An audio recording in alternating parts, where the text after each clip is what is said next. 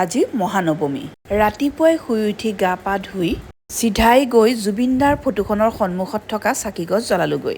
তাৰ পিছতে আহিলোঁ আজি হ'বলগীয়া হোম যজ্ঞৰ আয়োজন থলীলৈ। নৱমীৰ দিনা পূজা মণ্ডপৰ লগতে এই যজ্ঞৰ আয়োজন কৰা হয়। ভিনদৈয়ে এই যজ্ঞত আহুতি দি আৰম্ভ কৰাৰ পাছতেই পৰিয়ালৰ প্ৰায় সকলেই যজ্ঞকুণ্ডৰ চাৰিওফালে বহি নিজৰ পৰিয়ালৰ আৰু লগতে সমাজৰ কল্যাণৰ কাৰণে যজ্ঞত আহুতি দি প্ৰাৰ্থনা জনাওঁ। যজ্ঞ শেষ হোৱাৰ পাছতে আৰম্ভ হ'ল কুমাৰী পূজা। 9জনীকৈ কুমাৰী ছোৱালীক দেৱী প্ৰতিমাৰ সন্মুখত বহুৱাই দেৱীৰ ৰূপ হিচাপে মানি সম্পূৰ্ণ সাত্বিকতাৰে পূজা অৰ্চনা কৰা হ'ল। তাৰ পিছতে তেখেতসকলক আপ্যায়ন কৰাই তেখেতসকলৰ হাত মুখ মচি দি সকলো কুমাৰীকে নতুন কাপোৰ উপহাৰ দিয়া হ'ল।